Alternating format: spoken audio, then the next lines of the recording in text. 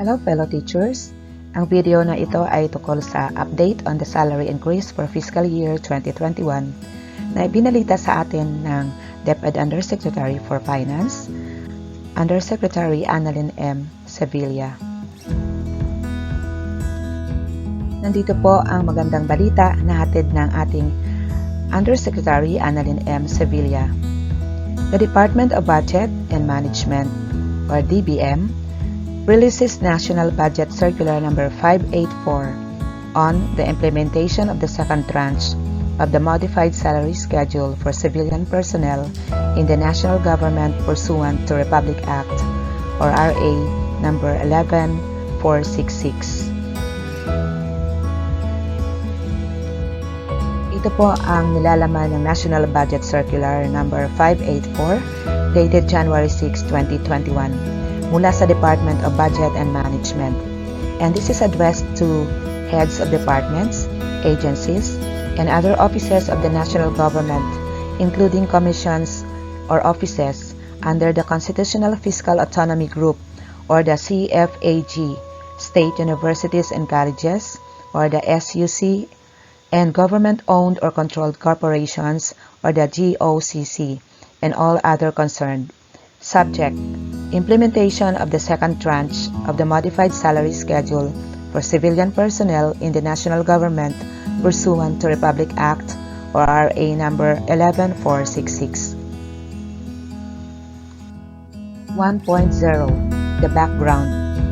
Republic Act number 11466, otherwise known as the Salary Standardization Law of 2019, provides the modification of the salary schedule for civilian personnel and authorizes the grant of additional benefits.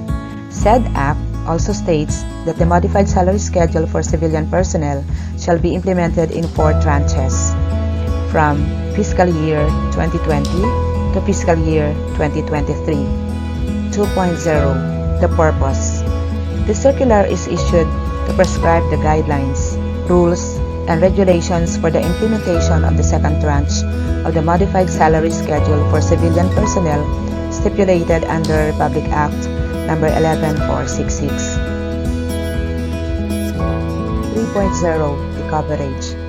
This circular covers all positions for civilian personnel, whether regular, casual, or contractual in nature, appointive or elective, full-time or part-time, now existing or hereafter created in the executive, legislative, and judicial branches, the constitutional commissions and other constitutional offices, state universities and colleges, and government-owned and controlled corporations not covered by RA number 10149, which are under the jurisdiction of the Department of Budget and Management or the DBM. 4.0 Exclusions. The following are excluded from the coverage of this circular. 4.1 Military and uniformed personnel.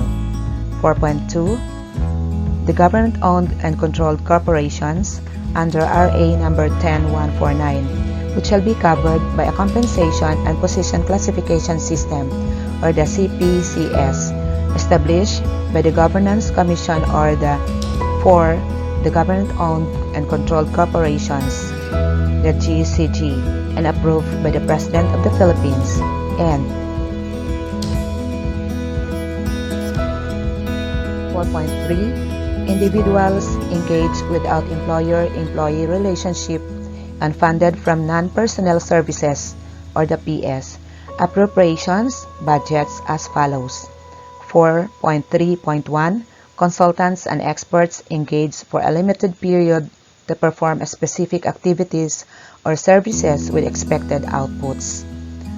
4.3.2 The laborers engaged through job contracts or PACYAW and those paid in piecework basis. 4.3.3 Student workers and apprentices, and 4.3.4 Those whose services are engaged through job order contracts of service or other similarly situated. 5.0 Implementation of the second tranche of the modified salary schedule for civilian personnel effective January 1, 2021. The new salary rate shall be in accordance with the second tranche monthly salary schedule for civilian personnel attached as Annex A in this circular. 5.1 Rules for adjusting salaries. 5.1.1 Salaries of incumbent civilian personnel shall be adjusted to the rates in the salary schedule in Annex A corresponding to the designated steps of the salary grade allocations of their positions as of December 31, 2020, provided that their positions and salary grades are in accordance with the Index of Occupational Services, occupational groups, classes, and salary grades issued under Budget Circular number 2018-4, dated October 16, 2018, and additions, modifications thereto. 5.1.2 If the actual monthly basic salary of an incumbent as of December 31, 2020 falls between steps of the salary grade allocation of the position due to the grant of service award or as a result of demotion or transfer due to the exigency of the service, the salary shall be adjusted to the rate for the higher step in the salary schedule in Annex A.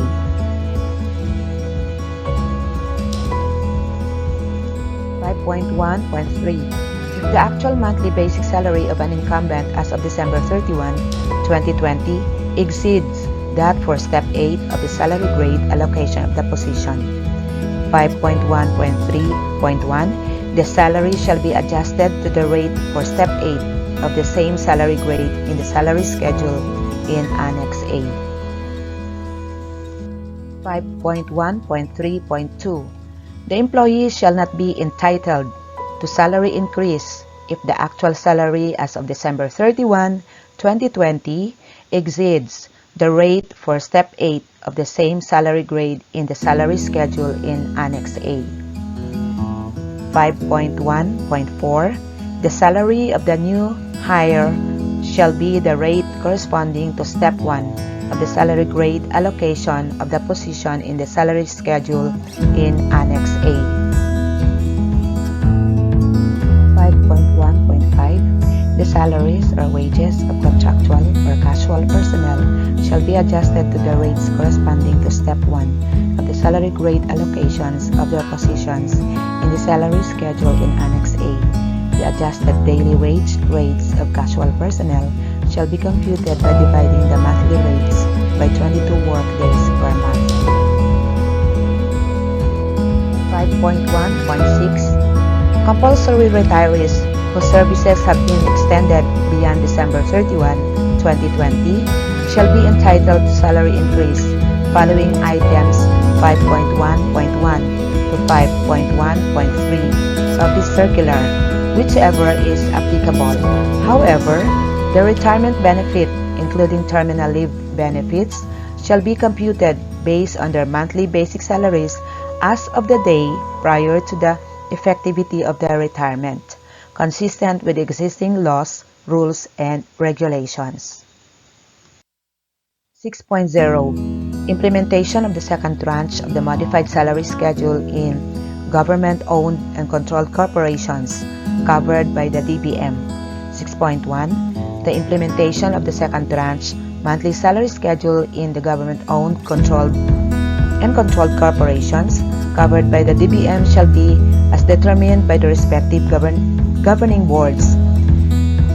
GOCCs which do not have sufficient funds to implement fully the salary schedule in Annex A may adopt the respective salary schedules at lower rates but at a uniform percentage of the salaries in Annex A. 6.2 In the formulation of such salary schedules, government-owned and controlled corporations shall ensure that they can fund on a sustainable basis the increased salaries, including the government counterparts to the retirement and life insurance premiums, pag-ibig contributions, PhilHealth contributions, and the employees' compensation insurance premiums. 6.3. In the adjustment of the salaries of the incumbent personnel, effective not earlier than January 1, 2021, the pertinent rules under this circular shall apply. 7.0. Procedural Guidelines. 7.1. The Human Resource Management Officer or the HRMO, Administrative Officer or the AO of a national government agency or the government-owned and controlled corporation shall prepare notices of salary adjustment or the NOSAS for incumbent civilian personnel by following the format marked as Annex B-1 or Annex B-2, whichever is applicable for approval by the head of agency. For personnel whose actual monthly salaries as of December 31, 2020 exceed the rates corresponding to Step 8 of the salary grade allocations of their positions in Annex A, the HRMO or the Administrative Officer shall no longer prepare NOSAS. 7.2.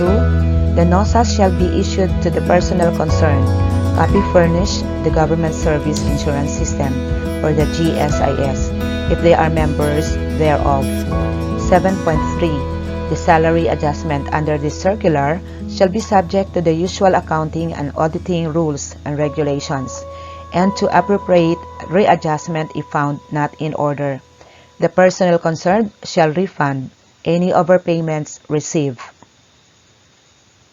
8.0. The Fund Sources.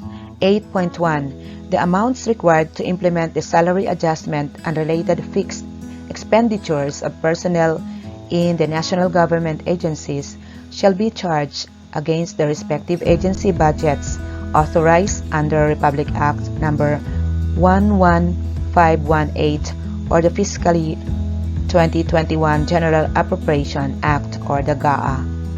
8.2. The amounts required to implement the salary adjustment and related fixed expenditures of casual and contractual personnel in the national government agencies whose salaries are drawn from the lump sum appropriations for non-itemized positions shall be sourced from the agency's lump sum appropriation included in the fiscal year 2021 budget. 8.3. For covered government-owned and controlled corporations, the amount shall be charged against their approved corporate operating budgets or the COPs, provided that the national government shall not release funds for salary adjustment or any related expenditures, provided further that the government-owned and controlled corporations shall not resort to borrowings for the purpose, and provided furthermore that the performance targets in their DBM-approved COPs are met and their programs or projects for the year are not adversely affected. 9.0. Release of funds. 9.1. The requirements for compensation adjustment for personnel of the national government agencies shall be released through the General Appropriation Act as allotment order, chargeable against the respective agency PS budget under the fiscal year 2021 GAA. 9.2. In case of deficiency, the agency may submit a request to the DBM for release of funds charged to the Miscellaneous Personnel Benefits Fund. 10.0. Exempt entities. Consistent with Section 12 of RA number 11466, exempt entities shall be governed by the respective compensation and position classification system, which shall be made effective upon the recommendation of the DBM or the Governance Commission for the GOCC, as the case may be, an approval by the President of the Philippines. Exempt entities refer to government agencies that are not covered by the CPCS, authorized under Republic Act No. 6758 as amended. B. Government-owned and controlled corporations governed by the CPCS or the Compensation and Position Classification System established by the GOCC under Republic Act No. 10149, and letter C. Those authorized by law and have actually adopted their own CPCS. 11.0 Applicability to certain officials. Pursuant to Section 6 of Article 7 and Section 10 of Article 6 of the Constitution, the salaries authorized herein for the President of the Philippines, Vice President of the Philippines, and members of Congress shall take effect only after the expiration of the respective terms of the present incumbents. 12.0 Responsibilities of agencies. Agencies shall be responsible for the proper implementation of the provisions of this circular. The responsible officer shall be held liable for any payment not in accordance with the provisions hereof, without prejudice to the refund of the employees concerned of any excess or unauthorized payments.